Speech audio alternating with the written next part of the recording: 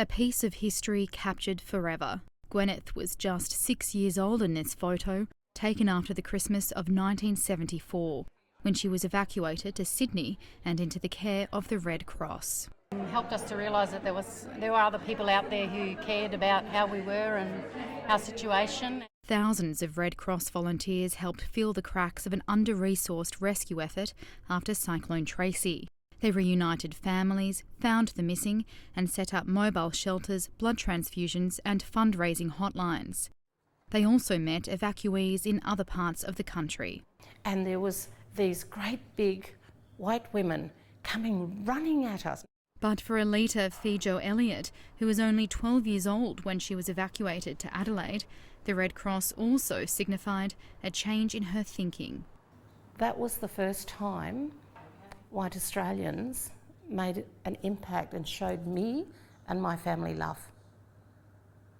Large numbers of evacuees also meant a logistical nightmare, but the Red Cross rose to the challenge in its first big relief effort on home turf. The National Registration Inquiry System was born out of Cyclone Tracy, which is now that Register Find Reunite, so that's probably one of the lessons learnt out of that.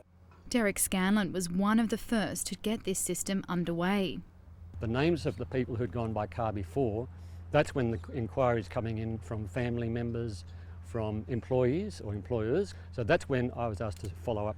He helped set up a makeshift headquarters in town and spent days locating the missing and notifying families. They were helping out with people at the airport, registering people who got on the planes. Unseen photographic records of this work have just been released. This photo exhibition showcases the work of a New South Wales man who is also a relative of Cyclone Tracy survivors.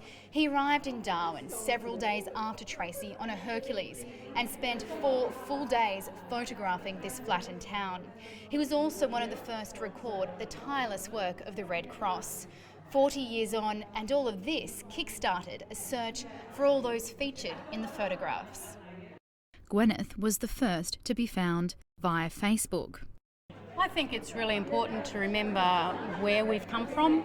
It's also a chance to reflect on the lessons learnt. I think what we now look at more is preparedness and recovery. Those two areas weren't quite brought to the fore as they are now. Now in its 100th year, the Australian Red Cross says the Cyclone Tracy recovery effort was one of its most significant turning points. Catherine Gregory, ABC News, Darwin.